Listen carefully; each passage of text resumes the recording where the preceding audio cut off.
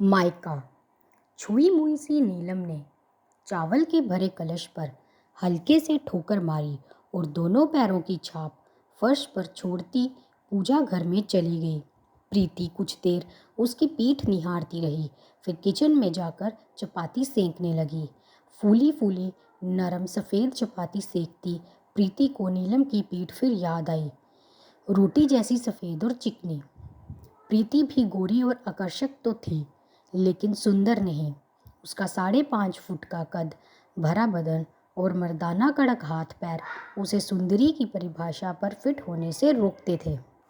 और नीलम 5 फुट की दुबली काया और नाजुक शरीर में गुड़िया सी लगती। मोहल्ले की कई औरतें कभी प्रीति की सास से कहती, तुम तो कांच की गुड़िया ले आई शकुंतला। तब प्रीति नीलम की तरफ देखती और मुंह बिचका देती। प्रीति नीलम को पसंद तो नहीं करती थी, लेकिन अनजाने में ही कभी प्रीति को उस पर प्यार आ जाता और फिर प्रीति उस पर किसी ना किसी बहाने भड़क जाती। रक्षाबंधन का त्योहार आने वाला था। प्रीति खूब शॉपिंग कर रही थी। भतीजे भतीजियों के लिए कपड़े, खिलौने, मिठाइयाँ सब लेकर जाती है। अगर लड़की खाली हाथ चली जाए तो मायके में इज्जत कम मिलती है। नीलम प्रीति का लाया हुआ सामान देखती है तो तारीफ ज़रूर करती है, लेकिन उसके शब्द उसके चेहरे के भावों का साथ नहीं देते। उसकी उदासी साफ झलकती है। नीलम का मायका नहीं है। दूर के रिश्ते की दादी ने पाला पोसा और शादी कर दी, और प्रीति 3 भाइयों की इकलौती लाडली बहन, घमंड होना स्वाभाविक था। रक्षाबंधन के दिन प्रीति सुबह ही पति को साथ लेकर मायके चली गई। आज नीलम का उतरा हुआ चेहरा देखकर उसे दिली सुकून मिल रहा था। प्रीति और नीलम 3 साल से साथ थी, लेकिन दोनों में कभी कभार ही बातचीत होती। इधर प्रीति को नीलम के रूप से ईर्ष्या थी, उधर प्रीति के मायके के किस्से सुन नीलम जल भुनकर राख हो जाती। फिर रक्षाबंधन आया। इस बार भी प्रीति ने खूब कपड़े, खिलौने और मिठाइयाँ खरीदी। रक्षाबंधन की सुबह प्रीति खूब सज धज कर नीलम के पास आई। नीलम, मैं मायके जा रही हूँ। बिट्टू का ख्याल रखना और उसका होमवर्क भी करवा देना। मुझे आने में देरी भी हो सकती है।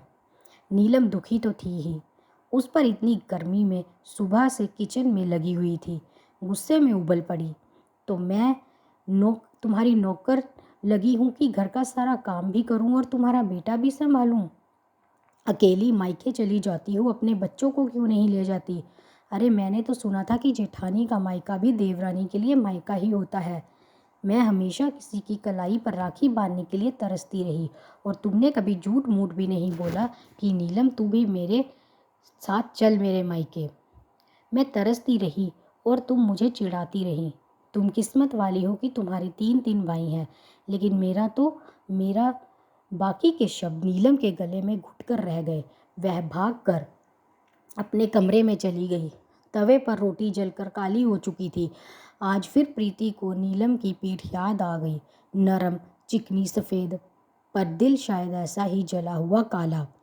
नीलम काफ़ी देर तक रोती रही। जब शांत हुई तब उसका ध्यान दरवाजे पर गया, जिसे प्रीति ना जाने कब से थपथपा रही थी। नीलम ने दरवाज़ा खोला और मुंह धोने बाथरूम में चली गई।